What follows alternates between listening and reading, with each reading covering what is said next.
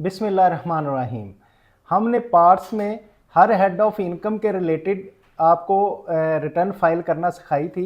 तो आज मैं चाह रहा हूँ कि सारे को रिवाइज कर लिया जाए और एक ही लेक्चर में पूरी इनकम टैक्स रिटर्न और वेल्थ स्टेटमेंट फाइल की जाए। इसमें हम सबसे पहले सिलेक्ट करेंगे किस ईयर की हम रिटर्न फाइल कर रहे हैं। तो 2024 हमने सिलेक्ट किया। 24 करने के बाद उसका पीरियड आ जाएगा कि किस किस पीरियड की है। तो 24 की जब रिटर्न फाइल करेंगे तो हमारे पास सबसे पहले तो हेड्स ऑफ इनकम है। कौन कौन से हेड्स ऑफ इनकम है? पहला है सैलरी। सैलरी का अगर हम टैब ओपन करेंगे तो इसमें सैलरी, अलाउंसेस, एक्सपेंडिचर, रिबर्समेंट और प्रिकोजिट्स वगैरह सारे आ जाएंगे। तो इसमें हम सैलरी के रिलेटेड सारी इंफॉर्मेशन फीड कर देंगे तो उसकी टोटल टैक्सेबल इनकम आ जाएगी। सेकंड हेड हमारे पास है प्रॉपर्टी।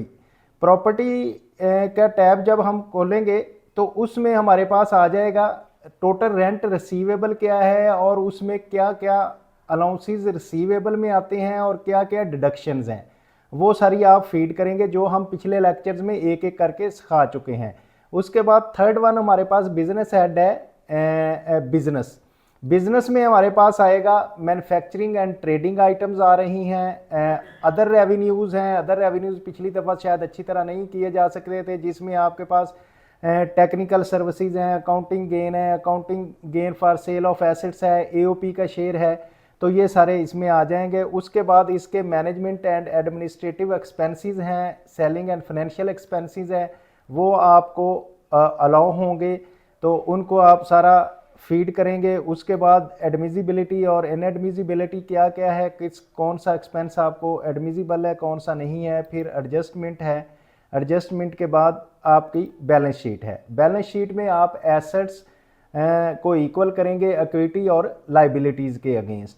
तो इस तरह से बिजनेस में ज़रा थोड़ा सा लंबा प्रोसेस होगा, जिसमें आपके पास प्रॉफिट एंड लॉस अकाउंट बनाना होगा, उसके टोटल सर्विसेज का बिजनेस है उसको इंक्लूड करना होगा, उसमें अलाउंसेस कौन कौन से अलाउ हैं वो बताना होगा, एडजस्टमेंट के बारे में, और बैलेंस शीट बनानी होगी। थर्ड वन हमारे पास फोर्थ वन हेड है कैपिटल गेन। कैपिटल गेन में हम ओपन करेंगे तो इसमें आ जाएगा कैपिटल एसेट्स के अगेंस्ट कौन सा गेन आया है, लॉन्ग टर्म कैपिटल गेन क्या है और शॉर्ट टर्म कैपिटल गेन क्या है। उसके बाद अदर सोर्सेज आ जाएंगे। अदर सोर्सेज में हमारे पास रिसीट्स एंड डिडक्शन है, जिसमें इनकम फ्रॉम अदर सोर्सेज में हो सकता है यील्ड ऑन बहबूद सर्टिफिकेट हो सकते हैं, प्रॉफिट ऑन डेट हो सकता है, लोन एंड एडवांसेस हो सकते हैं, अदर रिसीट्स हो सकती हैं, ग्राउंड रेंट हो सकता है, रेंट फ्रॉम सब lease, annuity, pension and other sources का आ सकता है। And last one will be the foreign and agriculture income. Foreign source में आपकी फॉरेन बिजनेस इनकम आ सकती है, सैलरीज इनकम आ सकती है, और कोई फॉरेन आपका कैपिटल गेन एटसेट्रा है तो वो आ जाएगा। इसी तरह एग्रीकल्चर इनकम में आपकी एग्रीकल्चर इनकम वो जिस पे आपने टैक्स नहीं दिया, और ऐसी एग्रीकल्चर इनकम जिसमें आपने प्रोवेंसेस को टैक्स पे कर दिया है। तो इस तरह से पहले में आपके ये 6 हेड ऑफ इनकम्स जो हैं, जिसमें फॉरेन और एग्रीकल्चर को मिला के एक हेड बना है, तो ये सारे आपके सोर्सेज होंगे। अब ईच एंड एवरी सोर्स आ गया जिससे आपने टोटल इनकम कलेक्ट कर ली। अब जब आपकी इनकम कलेक्ट हो गई तो इस पे टैक्स कैलकुलेट हो जाएगा। लेकिन इसमें टैक्स कैलकुलेट करने के लिए कि हमें चार्जेबल और पेमेंट टैक्सेस की क्या है, कुछ डिडक्टिबल अलाउंसेस हैं आपको, जो आपके जैसे कि ज़कात है, वर्कर्स वेलफेयर फंड है, एजुकेशन एक्सपेंसेस हैं, ये अगर आप क्लेम करेंगे तो आपका टैक्स जो कैलकुलेट हुआ है वो कम हो जाएगा। इसके बाद टैक्स चार्जेबल के हवाले से है इनकम ऑन कैपिटल जो 99A 9th शेड्यूल की है। उसके बाद टैक्स रिडक्शन के है कि अगर कोई फुल टाइम टीचर है तो उसको टैक्स में कुछ रिडक्शन होगी, बहबूद सर्टिफिकेट्स पे रिडक्शन होगी, और ये सारे टैक्स रिडक्शन के रिलेटेड होंगे।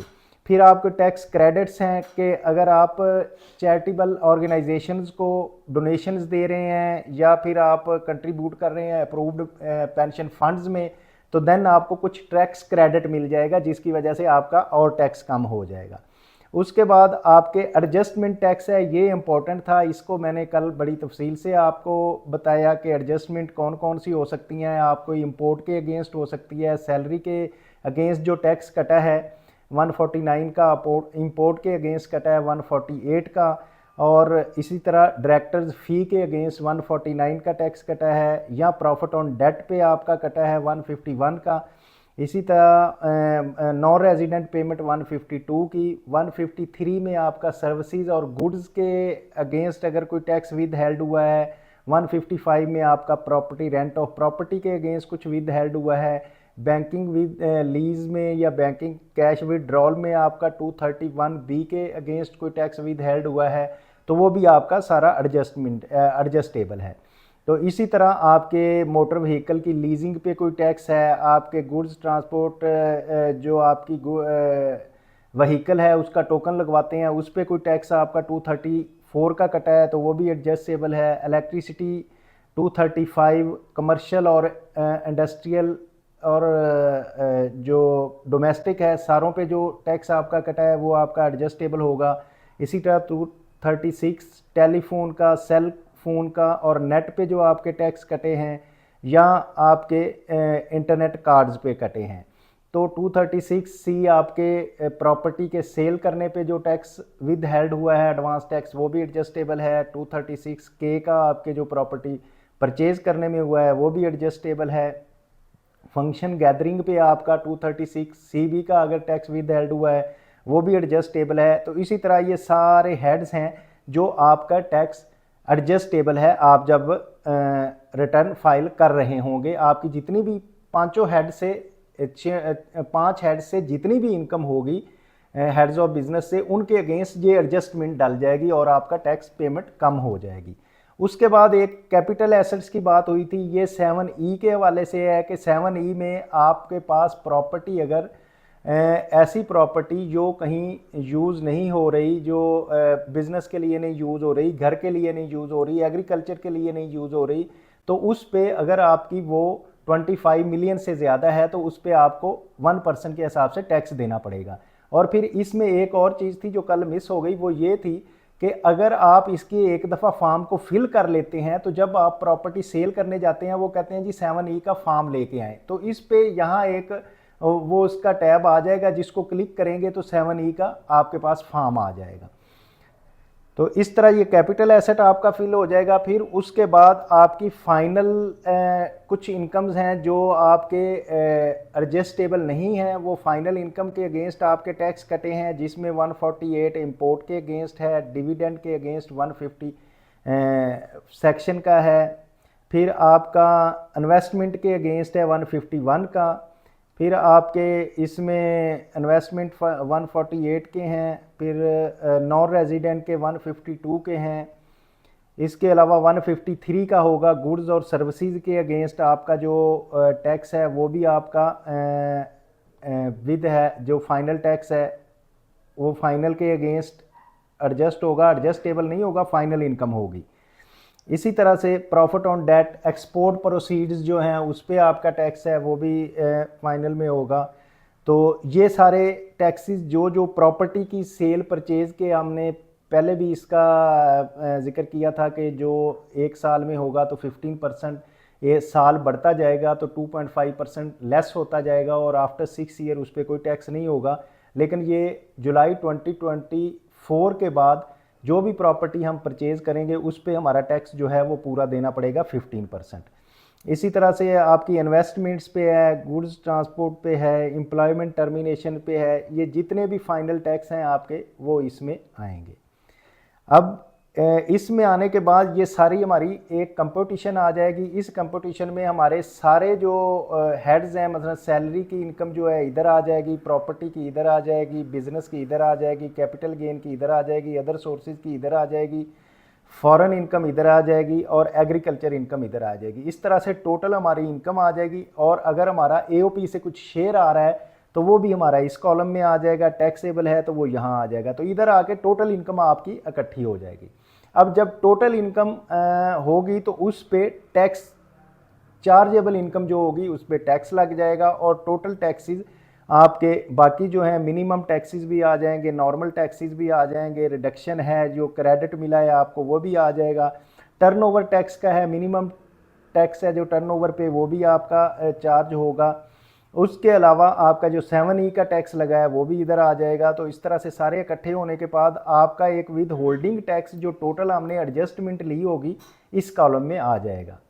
तो ये टोटल विद हेल्ड होगा और इधर total tax admitted tax payable होगा। अब अगर तो आपका टोटल पेएबल टैक्स है वो विद हेल्ड से एक्सीड कर जाएगा, देन आपको बाकी पे करना पड़ेगा। सीपीआर इधर ही जनरेट हो जाएगी और इधर ही सीपीआर जनरेट करके आप वो टोटल टैक्स पे कर देंगे।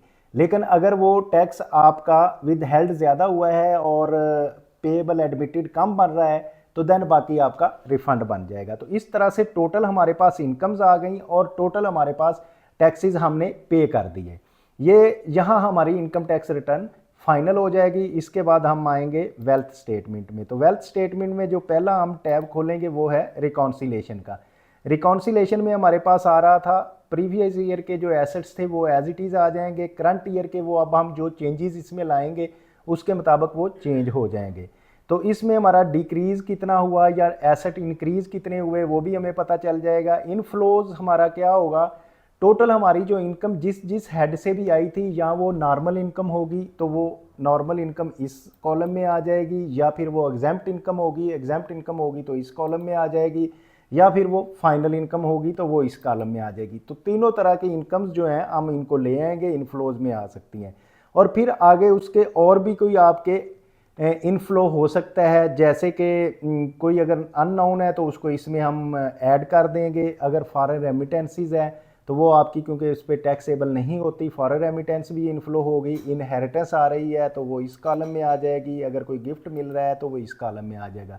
गिफ्ट के लिए मैंने ये बताया था कि डॉक्यूमेंटेड होना चाहिए और सिर्फ ब्लड रिलेशन का होना चाहिए, और गिफ्ट जो है वो थ्रू बैंकिंग चैनल आपको ट्रांसफ़र होना चाहिए, बल्कि लोन भी लें तो वो भी। अगर gain and disposal of assets जो है इमूवेबल एसेट्स के अलावा, क्योंकि इमूवेबल एसेट्स हमने वो फाइनल एंड फिक्स में पढ़ लिए थे तो इधर हमारे वो आ जाएंगे। तो इस तरह, और बिल्डर्स की अगर कोई इनकम है तो वो इधर आ जाएगी। अगर इसके अलावा कोई इनफ्लो है जो इन सब हेड्स में नहीं आया तो वो अदर्स में आ जाएगा।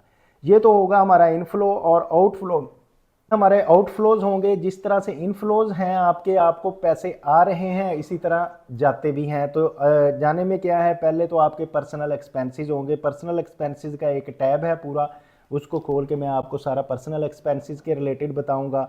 उसके बाद एडजस्टमेंट आउटफ्लो है कि किसी को आपने पैसे दिए लेकिन इन हेड्स में नहीं आ रहे तो वो कैसे हमने शो करने हैं।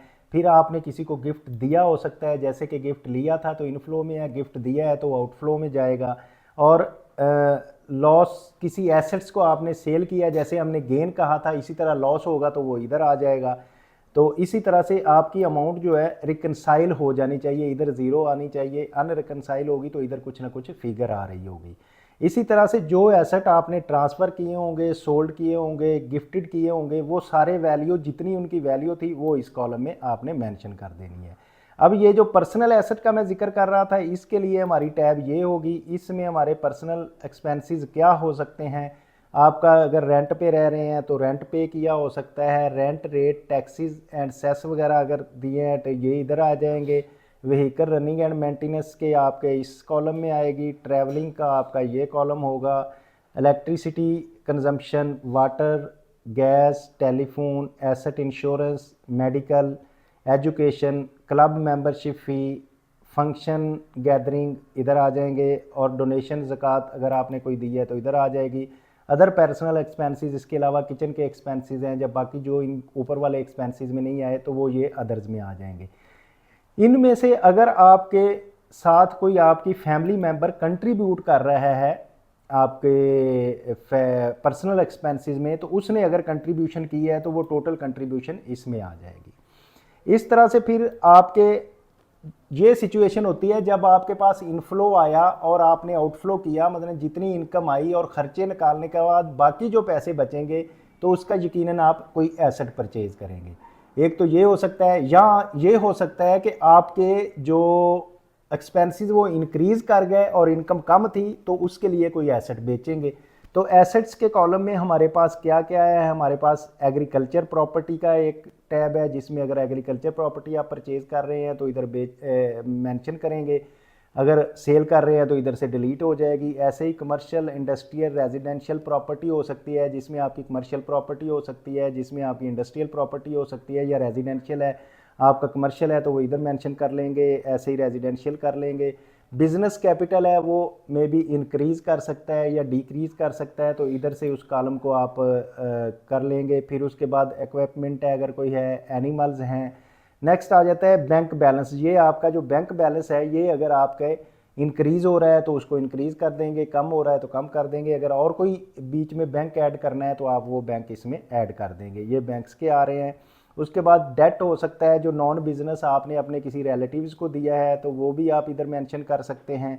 मोटर व्हीकल्स की हैं, आपके पास गाड़ियां हैं 1 2 3 जितनी भी हैं उतनी आप ऐड कर सकते हैं। प्रीशियस पोजेशंस हैं, गोल्ड है, प्रीशियस मेटल्स हैं, वो आप इधर मेंशन कर सकते हैं। House hold, personal items, cash या कोई अदर एसेट है जिसमें कोई ऐसा एसेट्स है जो आपका किसी दूसरे के नाम पे है, वो भी इधर मेंशन हो जाएगा। ये तो होंगे जो आपके टोटल एसेट जो इनसाइड द पाकिस्तान है। अगर आपका कोई एसेट आउटसाइड द पाकिस्तान है देन वो भी मेंशन हो सकता है कि कोई एसेट है या किसी कंपनी में आपका वोटिंग राइट है, वो दोनों आप इधर मेंशन कर देंगे। तो इस तरह से ये आपके टोटल एसेट्स आ जाएंगे। टोटल एसेट्स के बाद अगर आपके कोई लाइबिलिटी है, किसी का देना है, तो वो इधर ऐड हो जाएगी लाइबिलिटी। इसमें आप उसके जिस किसी के देने हैं उसका CNIC लिख के तो आप उसमें उसको मेंशन कर सकते हैं। अच्छा, ये तो हो गया टोटल हमारी रिटर्न जो फाइल कर दी। हम कल जब फाइल कर रहे थे रिटर्न फाइनल हमारा लेक्चर था, तो एक चीज़ ये बीच में भूल गई कि एट्रीब्यूट्स उसमें देने होते हैं। एक तो ये है कि आपका बिजनेस किस तरह का है, आप कौन सा बिजनेस कर रहे हैं। हेड ऑफ बिजनेस मसलन इधर से आप सिलेक्ट कर लेंगे अपने, जैसे कि ये ट्रैवल एजेंट्स और दिस दैट ये आ रहे हैं, आप जो अपना बिजनेस कर रहे होंगे वो उसमें कर लेंगे। फिर इसमें रेजिडेंशियल स्टेटस आपका आ रहा होगा कि क्या आप रेजिडेंट हैं या नॉन रेजिडेंट हैं, वो कर लेंगे सिलेक्ट। इस तरह से ये सारी चीज़ें एट्रीब्यूट्स के हवाले से होंगी। और फिर वेरिफिकेशन है, कंपनी डायरेक्टर हैं, मिनिमम टैक्स है, डेप्रिसिएशन है, अमोर्टाइजेशन है, ये सारे इसके हेड्स हैं जिनको आप करेंगे तो आपकी रिटर्न फाइल हो जाएगी।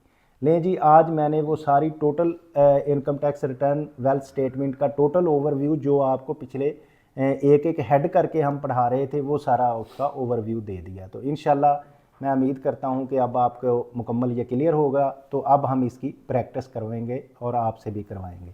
तो आप इस जो सीखना चाहते हैं या दूसरों को भी सिखाना चाहते हैं, हेल्प करना चाहते हैं, आप इसको लाइक करें, शेयर करें, सब्सक्राइब करें। और अगर आपको कोई प्रॉब्लम आ रही है या क्वेरी है कोई, तो उसका कमेंट करें, तो इंशाल्लाह आपको उसका रिप्लाई किया जाएगा। Thank you very much.